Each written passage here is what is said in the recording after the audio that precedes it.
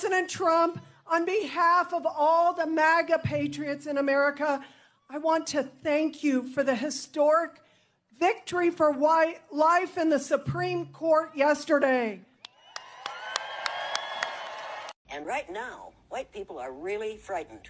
If you don't understand the destruction of Planned Parenthood offices, and you don't understand the wall that we're going to build on the southern border of the United States, you haven't read the book, The Birth Dearth by Ben Wattenberg. Ben Wattenberg was a brilliant Jewish man who was a member of the American Enterprise Institute.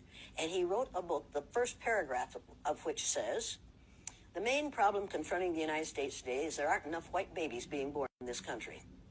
He was an advisor to presidents of the United States. He wrote the book in 1987.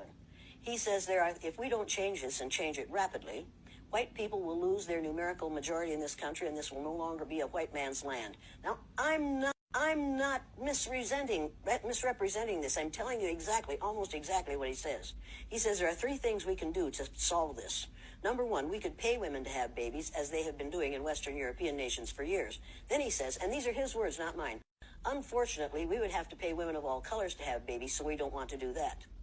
He says the second thing we could do is increase the number of legal immigrants that are allowed into this country every year. Then once again, he says, unfortunately, the vast majority of those wanting to come to this country today are people of color, so we don't want to do that. The third thing he says, and white women had better pay attention to this, 60% of the fetuses that are aborted every year are white. If we could keep that 60% alive, that would solve our birth dearth. President Trump, on behalf of all the MAGA patriots in America, I want to thank you for the historic victory for life in the Supreme Court yesterday. So between 2010 and 2020, the U.S.'s white population declined for the first time ever, according to the 2020 census. And now the Supreme Court has overturned the right to abortion. These are connected because of a centuries-old fear in America called race suicide. The beliefs behind race suicide are founded in scientific racism. The beliefs behind white supremacy are also founded in scientific racism.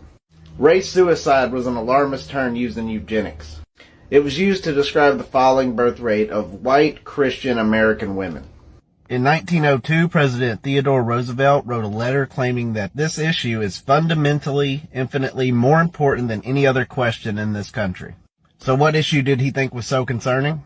Race suicide. The fear that white American Christian women aren't having enough babies. This is a fear that eventually non-white, non-American, and non-Christian people will eventually outnumber white Christian Americans. Theodore Roosevelt even called white women that seek abortion race criminals. Here's a cartoon of President Roosevelt holding a bunch of white babies, and it says, "You should take Teddy's advice." This is a postcard warning about race suicide and has a stork delivering 2 black babies. This is the falling birth rate in the U.S. from 1800 to 2020. About here is where Teddy Roosevelt would have been. Here's the baby boom after World War II, and then here's where we would be today. And Teddy Roosevelt was not the only president concerned about this. There's a lot of angry people out here right now because the choice on what to do with women's bodies are debatable for people who don't even have to worry about that. Just gonna close these real quick. Well, y'all really starting to confuse me.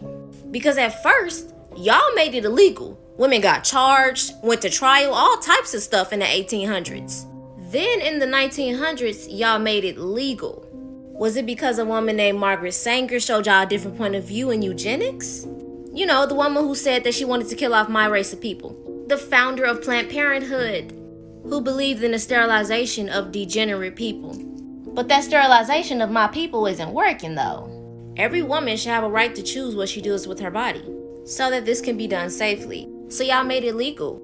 I'm not pro-life, I'm not pro-choice. It just depends on the situation. So now we're in a situation where y'all want to change y'all minds again. Now, we got a whole lot of issues going on in this country right now, but all of a sudden y'all want to start this abortion situation again. Y'all better tell us what's really going on.